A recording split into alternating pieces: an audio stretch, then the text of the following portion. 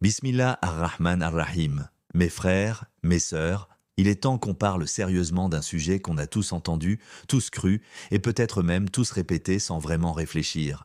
Le destin, le bien comme le mal, vient de Dieu. Mais est-ce que c'est vraiment ce que dit le Coran? Est-ce que Dieu écrit volontairement nos malheurs, nos maladies, nos accidents, nos souffrances? Est-ce qu'il veut notre douleur, ou est-ce qu'on s'est trompé depuis le début? Accroche-toi, parce qu'aujourd'hui, on va tout remettre à plat. Le verset que tout le monde cite, c'est celui-ci, « Kul lan yusibana illa ma kataballahu lana » dit, « Rien ne nous atteindra, sauf ce que Dieu a écrit pour nous. » Josika. Surat at-Tawbah, verset 51. Pas contre nous, pas sur nous, mais lana. Une petite lettre, un énorme sens. Allah écrit pour toi, pas contre toi. C'est comme si quelqu'un te préparait un médicament. Il l'a fait pour toi, pour te guérir. Si quelqu'un te frappe, il le fait contre toi, pour te nuire. Allah ne t'a jamais frappé. Il t'a donné les moyens de te relever. Et c'est là que tout change. Parce que dans un autre verset, Allah précise « Ma asabaka min hasanatin famin Allah, wa ma asabaka min sayyi'atin famin nafsika » Ce qui t'arrive de bien vient de Dieu, ce qui t'arrive de mal vient de toi-même. Sourate An-Nisa 78-79. Tu veux une preuve concrète? Tu fumes pendant 15 ans, tu tombes malade, et tu dis « c'était écrit ».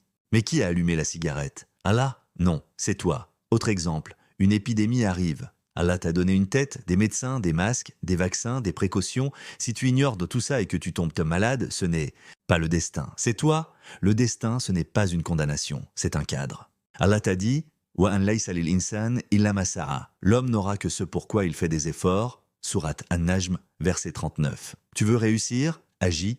Tu veux guérir? Prends soin de toi.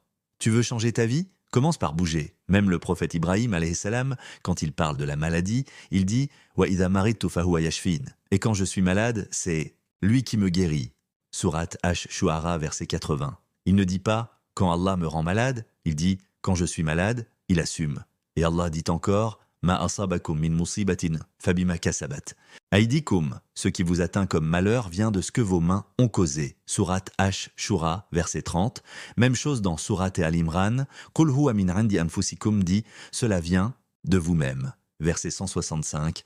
Et pourtant, combien de fois on entend « C'est le destin » ou pire « C'est Dieu qui m'a voulu ça ». Mais non, c'est faux, c'est dangereux, car Allah ne veut que le bien pour toi. Il te dit « Inna lillaha la yughayyiru ma biqawmin hatta yughayyiru ma bi anfusihim » Allah ne change pas l'état d'un peuple tant qu'il ne change pas ce qu'il y a en eux. Sourate Ar-Ra'd, verset 11. Alors arrête d'attendre en pensant que tout est déjà joué. Arrête d'accuser Dieu pour tes erreurs. Arrête de fuir ta responsabilité derrière une fausse idée du destin. Car oui, le bien vient de Dieu. Mais le mal, c'est toi. Ton choix, ton imprudence, ton oubli. Et même quand tu tombes, Allah reste là. Il ne t'envoie pas le mal, il t'aide à en sortir. Il ne veut pas te voir souffrir. Il veut que tu comprennes.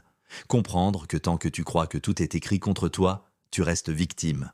Mais quand tu réalises qu'Allah a tout écrit pour toi, même les épreuves deviennent des tremplins. Alors pose-toi cette question. Si tu tombes, est-ce que tu vas accuser Dieu ou est-ce que tu vas te relever avec sa force, le vrai croyant?